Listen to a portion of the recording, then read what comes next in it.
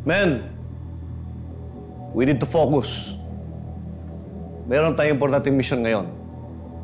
Kahapon, napatay ni Garcia at Conde yung pataas kay Mando. Unfortunately, wala tayong makuha impormasyon na makakapagturo kung sino nagutos sa kanya. Sir, nakausap ko na po pala si Doc Cecilia. Ihahatid daw niya yung autopsy report mamaya ni Dante. Teka lang, Bok. Bakit ikaw yung kumausap kay Doc Cecilia? Dapat sana ako na eh. Si Dizon ang inutusan ko dahil nawawala ka sa diskarte pagdating kay Doc Cecilia. Inuuna mo yung love life eh. Bok, yung love life na yan, pahama kasi yan. Tinan mo si Dante. Inuuna niya yung love life niya, edi napatay.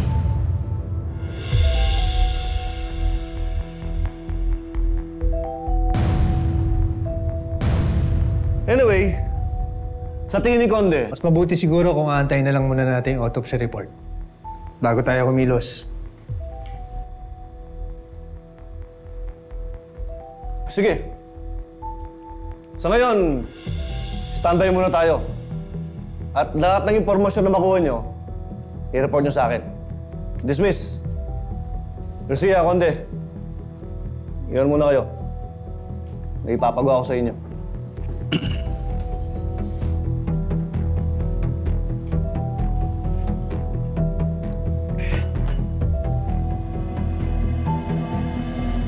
Chief, ano ba papatrabaho mo sa amin? Conde, ano iniisip mo? Bakit pinigilan mo akong sabihin o i-discuss sa mga kasama natin kung anong hinala mo? Bok, may pinagsabihan ka ba kung bakit doon tayo nag-abang kay Dante kahapon? Ay, yung sinabi ng informant mo na doon nakatira yung chick si Dante. Wala naman. Bakit? Kasi hindi ko rin yun nilagay sa report ko. Kaya nga ibig sabihin, tayong dalawa lang ang nakakaalam nun.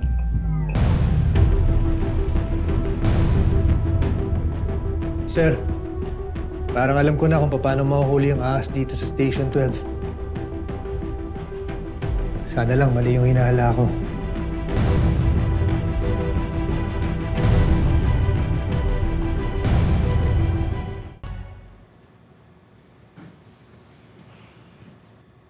Pinatago ko ulit dahil may nakarating na intel sa akin. Fortunately, may kamag-anak si Dante na pinagsabihin niya bago siya mamatay kung sino talaga ang boss niya.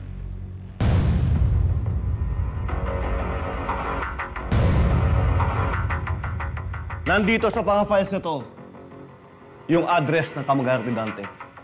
Conde, bukas sa bukas, puntahan niyo to. At i-convince nyo na magipagtulungan sa atin para malaman natin kung sino yung amo niya. Yes, sir.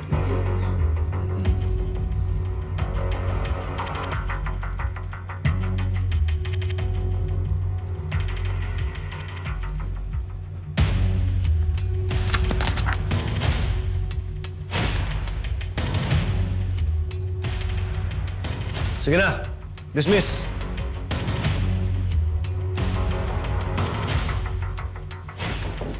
Sige, sir.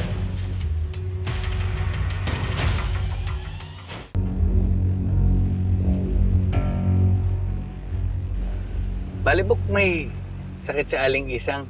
Ano si Bobby? Ayun. Apektadong apektado. Alam mo naman yun kung gaano niya kamahal yung lola Isang niya. Huwag mo ipagkakalat, ha? Ikaw lang pinagsabihan ko. Siyempre naman, secret natin yun. Ako pa. Pero, Bok, bakit pa tayo dito nag-aantay? Anong plano mo, Conde? Sir, sasabihin mo sa amin na sinabi ni Dante na may pinagsabihan siyang kamag-anak kung sino ang boss niya. Ngayon, gugustuhin ng sindikato na maitumba kung sino yung kamag-anak na yun. Tapos, magkakaibang address yung ibibigay mo sa amin. Once pinuntahan ng sindikato yung fake address na yun, doon natin malalaman kung sinong traitor dito sa station talaga.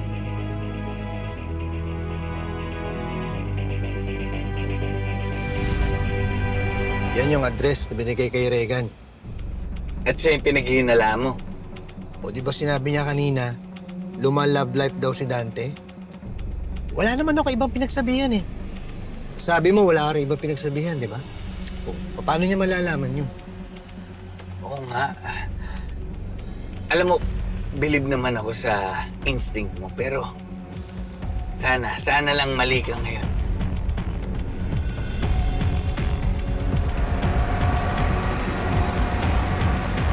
Bok, sasakay.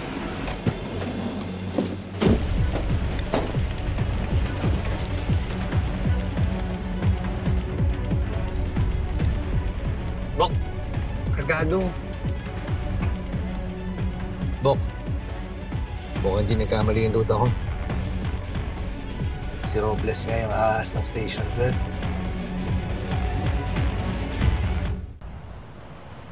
Hello, boss. Dito na po kami. Sige na, pasukin niyo na. Bilisan niyo. Sige, boss.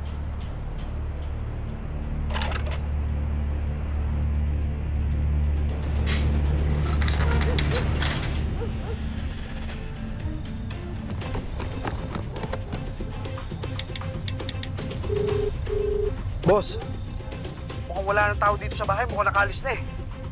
Ano? Sigurado kayo? Oo, boss. Hinalaghog na po namin buong bahay. Wala talaga eh. Boss, mukhang naunahan na tayo. Hindi. Bukas pa nila pupuntahan. Siguro nag-backout lang. Sige na, umalis na kayo dyan. Tara, tara.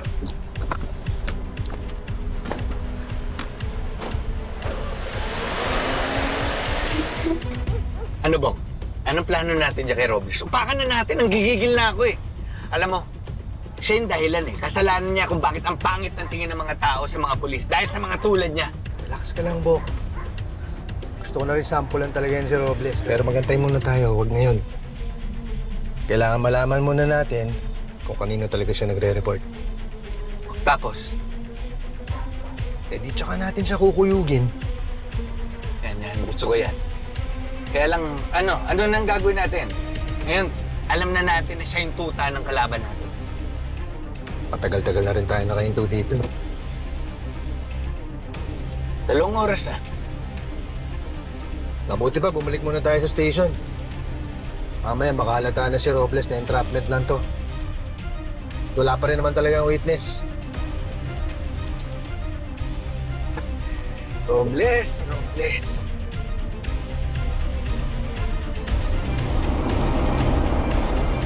Sigurado pa kayo?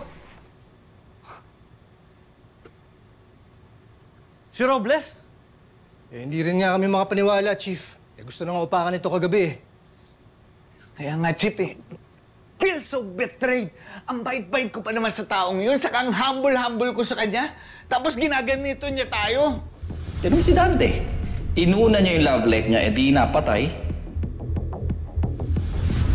Napapaisip tuloy ako kung kailan pa siya naging kalaban. Baka umpisa pa lang, bayaran siya ng mga kriminal. Posible yun, Chief. Pero malalaman lang natin ang sagot dyan kapag nakilala natin kung sino ang totoong boss ni Robles.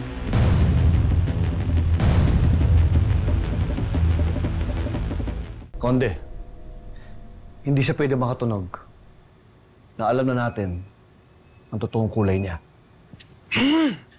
Pasalamat siya! May kailangan pa tayo sa kanya. Kung hindi, ako mismo maglilibing sa kanya sa paso. Bok, kumalma ka lang. Lalo masisira, diskarte natin yan. Mamaya, makahalata pa yun. Anong plano mo, Konde? Paano balak umpisahan ang investigasyon kay Robles? Malabong mag-iwan ng kalat yan dito sa station, Chief. Pero dun sa bahay niya, baka may mawalis kami ni Garcia dun. Chip, paano kaya kung i-wiretap natin yung bahay niya? Hindi pwede illegal yun. Lahat na makukuha natin, hindi natin magagamit sa korte. Chief, illegal din naman yung mga ginagawa ni Robles. Nilalabanan lang natin siya ng patas. Sige. Silipin niyo yung bahay niya. At akong bahala kay Robles. Hindi ko siya pauuwiin hanggat di ko nakakabalik. Yes, Yes, sir. Good luck!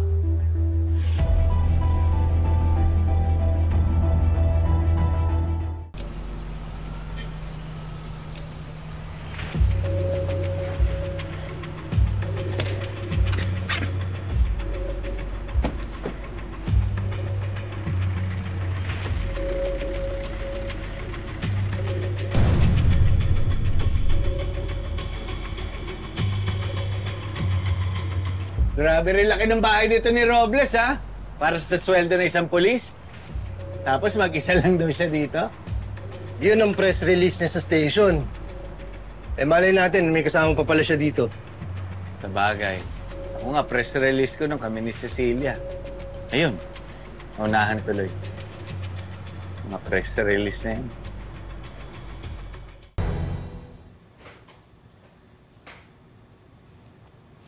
Po, Robles. May pinapa-reopen na importanteng kaso yung mga boss natin. At gusto ko, ikaw mag-take ng lead. Dahil may tiwala ako sa'yo. Salamat, sir. Kamusta pala yung lakad ni Tonyo at ni Garcia kanina, Chief? Anong balita dun sa kamag-anak ni Dante Eusebio? Nakausap ka nila? Hindi dumating. Siguro baka natakot. Hindi pa handang tumistigo. Sana, Chief, huwag na siya matakot. And in case man kailangan niyo ng tulong ko para makausap siya, let me know. Kaya ko siya i-convince. Salamat, Robles. Magkakatiwala ka talaga. Sige, Chief. Sa bahay ko naaralin tong kaso. Hindi ka pwedeng umuwi. Dito ka lang sa station. Tama ba yung narinig ko, Chief? Bawal akong umuwi.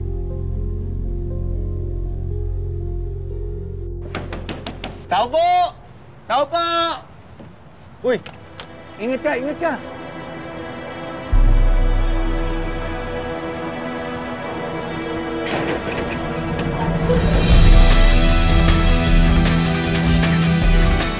Mga boss natin, na may pasang report na yan within the day. Pero sir, mas maaral ko to sa bahay. Walang distraction doon. Alam ko, pero dito may makakatulong ka. Si Dison, Robles, priority yung kaso na yan. At kapag naayos mo yan, bibigyan kita ng leave. Sige, Chief. Sige na.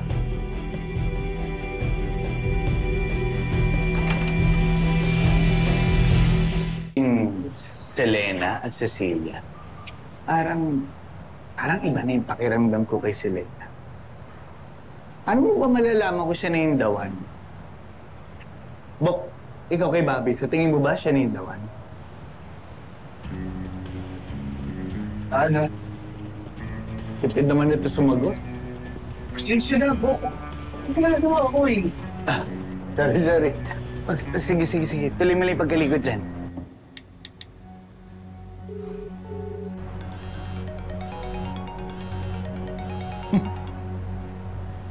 Hello, Chip. Grabe, touch naman ako. Sa aming dalawa ni Tonyo, ako talaga yung napili mong tawagan, ha? Nakasilent yata yung phone ni Tonyo eh. Eh baka naman ayaw lang kayong kausapin ni Tonyo. Hindi, joke lang. Alam mo, Garcia, puro kabiro. Kumusta? Anong balita dyan? Eto. Patuloy pa rin kinakalikot ni Tonyo yung pintuan ng bahay ni Robles. Pero, Chip, grabe rin to si Robles. Laki ng bahay. Ang laki ng kinita nito sa mga sindikato. Oh? What's that? Chief, open sesame na kami dito. Okay, sige. Bilisan nyo, ha? Alam mo, umpisa pa lang. Gusto nang umuwi ni Robles. Kaya kapag pinigilan ko ulit to, baka makahalata. Bilisan nyo. Kapit, Chief. Huwag kayong mag-alala. Ngayong mismong araw na to, malalaman natin sino ang boss niya ni Robles. Sige, Chip.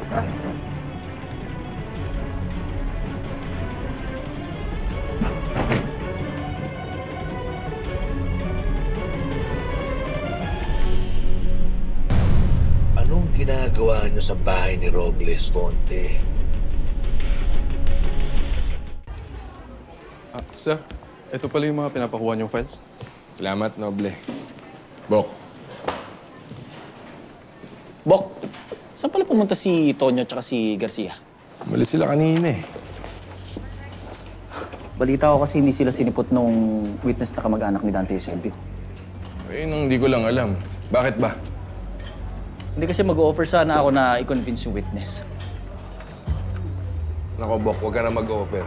Ang dami pa nito. Kailangan natin tapusin to.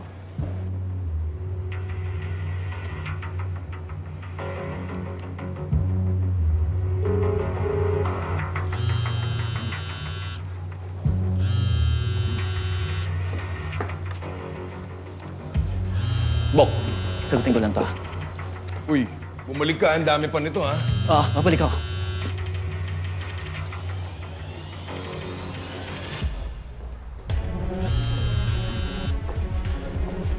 Hello, ano ba kailangan mo? Ang kapal din naman ng mukha mo. Dito ka pa mismo sa bahay mo nakikipagkita kay Conde. Ano? Bumabaliktad ka na? Ano pinagsasabi mo? Nandito ako sa station. Eh, ano ginagawa ni Conde dito sa bahay mo? Ano? Teka. Kung nasa istasyon ka at sila Conde nandito sa bahay mo, Ibig sabihin, iniimbestigahan na nila. pulis ka dito sa istasyon, ngayon din.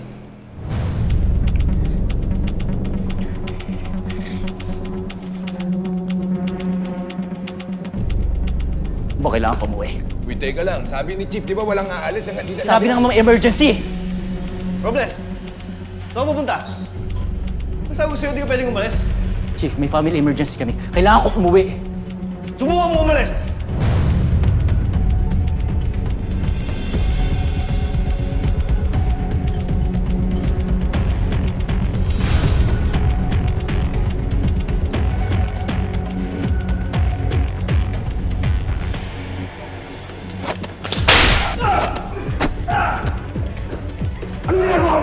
Lumabas kayo!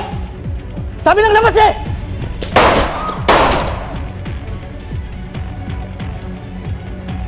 Labas! Lumabas kayo!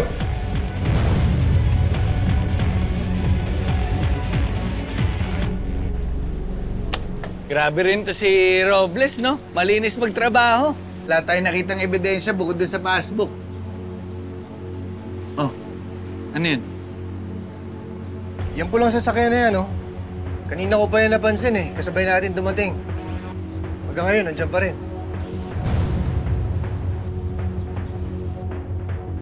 Anong binabalak niyong mga mokong kayo? Pasensyahan tayo. Unahan na lang tayo.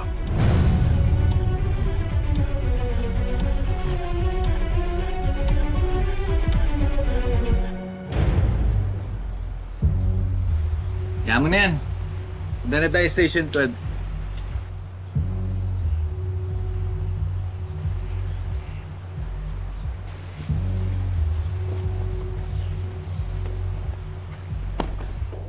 Robles, mag-usap tayo. Ikaw, kunin mo si Chief. Sabi na kunin mo si Chief eh! Chief! Pasok mo dito. Bilis!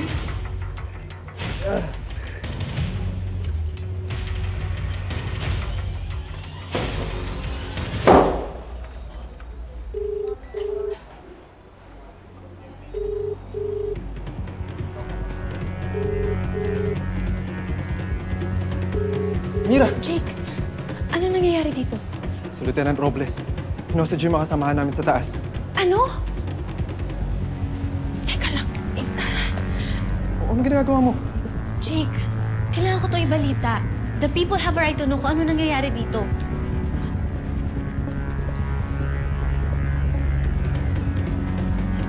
Noble, Ma'am, ano nangyayari? ma'am si Chief. Pinira siya ni Lieutenant Robles. Tapos hinosage niya si Lieutenant Dizon at si Bautista. Ano? Ma'am, ang diskarte natin. Papasukin niyo ba natin, ma'am? Hindi. I-secure niyo yung perimeter. Yes, ma'am. Yes, ma'am. Tara, secure natin!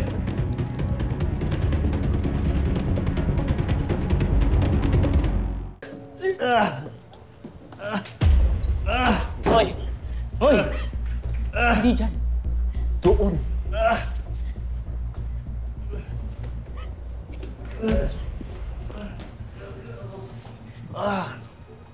Bautista, iposas mo si Tisa. Ayaw ko! Bilisan mo!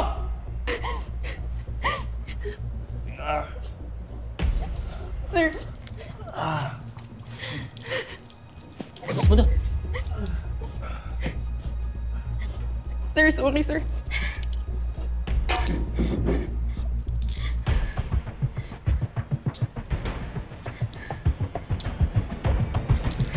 Sir, marami nang nawalang dugo kay Major.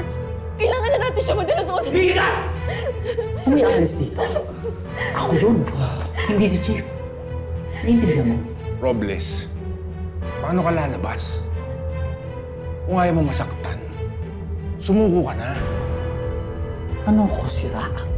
Kapag ginawa ko yun, papatayin niyo akong lahat. Ano bang pinagsasasabi mo? Ba't naman namin gagawin yun? Ano bang nangyayari sa'yo? Robles, sumuko ka na. Ilalakad ko na naging state witness ka. Pero kailangan mong ituro kung sino mga sindikato.